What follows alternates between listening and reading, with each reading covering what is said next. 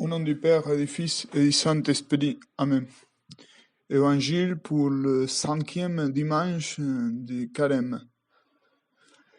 L'évangile de ce dimanche nous montre de manière, disons, pratique la nouvelle relation qui s'établit entre Dieu et le pécheur après l'incarnation et la rédemption de Jésus-Christ. Comme nous le savons, Jésus s'est fait homme pour prendre sur lui nos péchés en les assumant lui-même et pour payer devant le Père la dette infinie que ce même péché nous avait fait acquérir devant lui. Dieu a déposé nos fautes sur le Christ et peut donc nous offrir en lui une source infinie de miséricorde qui ne peut être limitée que par notre volonté rebelle. Lorsque Saint Paul dit que celui qui n'a pas connu le péché, Dieu l'a pour nous identifié au péché, il veut dire que le Christ a porté nos fautes et que par conséquent, chaque fois que nous nous repentons des péchés que nous avons commis, le sacrifice du Christ apparaît comme un garant de compassion pour nous. Il y a quelques jours, nous avons entendu la parabole du Fils prodigue. Dans cette parabole, Jésus-Christ nous avait enseigné de vive voix cette vérité que nous venons de dire, en racontant l'attention et la préoccupation du Père du Fils prodigue, qui représente l'attention de Dieu le Père pour nous tous pécheurs. Aujourd'hui, le Christ nous montre par un geste très concret qu'il est venu uniquement pour nous pardonner afin de nous ramener à Dieu.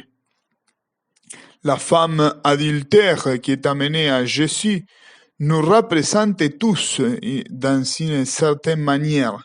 Saint Paul dit que Dieu a voulu que nous soyons tous coupables de péché afin d'avoir pitié de tous. Nous sommes tous héritiers du péché et nous péchons même après notre baptême. La pécheresse de l'évangile d'aujourd'hui ne fait pas une confession directe de ses péchés, mais se tait devant l'accusation que les Juifs portent contre elle, tout comme le Christ qui ne nie pas ses péchés se tait. Il est important de noter que le fait que le Christ pardonne toujours ne signifie pas qu'il ignore la gravité du péché. Le Christ ne relativise pas la moralité. Au contraire, son sacrifice est un signe du poids total du péché. Nier l'existence du péché ou de l'enfer comme conséquence du péché revient à nier la valeur de la mort du Christ. Pourtant, Jésus-Christ vainc le péché et montre que son pouvoir est plus grand que celui du diable.